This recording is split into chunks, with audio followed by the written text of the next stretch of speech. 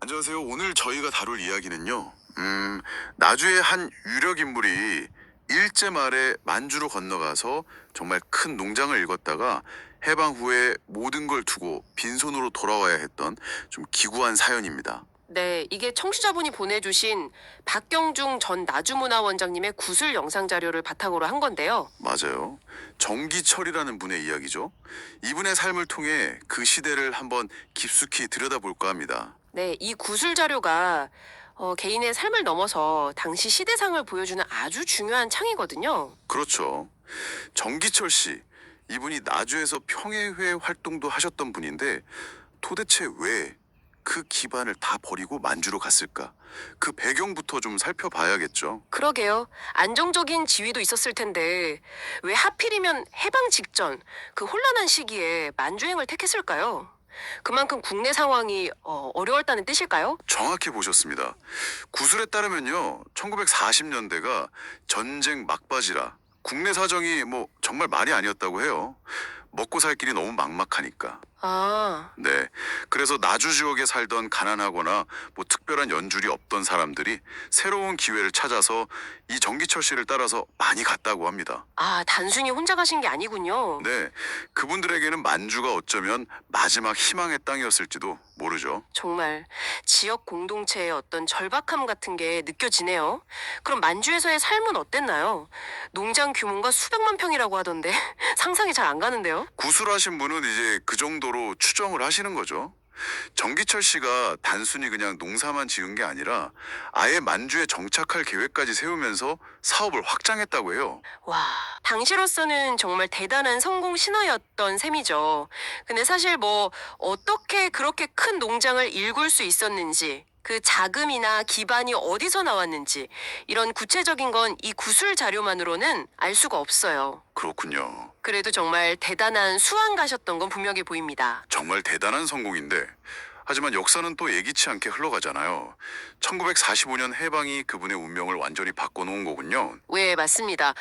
해방이 우리 민족 전체에는 물론 기쁨이었지만 만주의 털을 잡았던 정기철 씨나 또 그분을 따라갔던 사람들에게는 모든 걸 그냥 한순간에 잃는 계기가 된 거죠. 아, 읽었던 재산, 농장 전부 다 그대로 두고 정말 빈손으로 돌아올 수밖에 없었다고 해요. 굿을 들어보면 당시 귀환 자들의 그 허탈함, 아쉬움이 생생하게 느껴집니다. 한순간에 모든 게 정말 물거품처럼 사라진 거네요. 아, 참 드라마틱합니다. 그럼 귀국 후 나주에서의 삶은 어떠셨어요? 나주로 돌아오셔서 1980년대에 돌아가셨다고 하고요. 그 전에 이제 흩어져 있던 가족 묘를 한 곳으로 이장하고 또 아드님이 일찍 돌아가셔서 며느님이 집을 지키시다가 아, 며느님이 네, 그분도 돌아가시고 지금은 손자분이 그 집에 살고 계신다고 해요.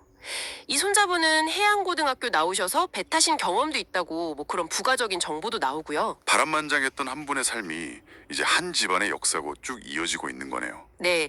그런데 여기서요, 구술자인 박경중 전 원장님이 정말 중요한 가능성을 하나 제기하세요. 어떤 가능성인가요? 바로 이 정기철 씨 댁, 그러니까 나주정시 종갓집에 혹시 일제강점기부터 해방기까지의 귀중한 기록들이 남아있지 않을까 하는 기대죠. 아, 단순히 그냥 오래된 문서가 아니라 역사 자료로서의 가치 말씀이시군요. 그쵸. 만약에 그런 자료가 있다면 이건 뭐 그냥 한 가문의 역사를 넘어서 나주 지역사, 더 나아가서는 당시 만주로 이주했던 한인들의 생활상을 보여주는 결정적인 단서가 될 수 있거든요. 와, 정말 공식 기록에서는 찾기 힘든 그런 역사의 빈 부분을 채워줄 수도 있겠네요.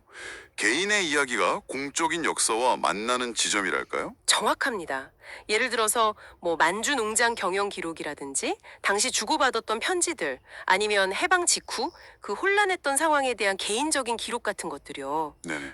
이런 아주 작은 기록들이 사실은 거대한 역사 담론 속에서는 잘 드러나지 않는 실제 개인들의 경험과 목소리를 복원하는데 정말 핵심적인 역할을 할 수 있습니다. 사실 이 구술 자료 자체도 그런 개인 기록의 중요성을 보여주는 거고요. 오늘 정기철 씨의 삶을 쭉 따라와 보니까 한 개인의 선택과 야망이 시대적 상황과 어떻게 맞물리고 또 좌절되는지, 그리고 그 안에 숨겨진 역사의 단서들이 얼마나 소중한지 다시 한번 생각하게 되네요. 네, 맞아요. 그분의 성공과 좌절은 그냥 한 사람의 이야기가 아니라 식민지 시기에 기회를 찾아서 국경을 넘어야 했던 수많은 사람들의 경험을 대변하는 면이 분명히 있고요. 또 그 경험이 담긴 기록들이 얼마나 큰 잠재적 가치를 지니는지도 우리에게 일깨워주죠. 마지막으로 청취자 여러분께 이런 질문을 드리고 싶어요.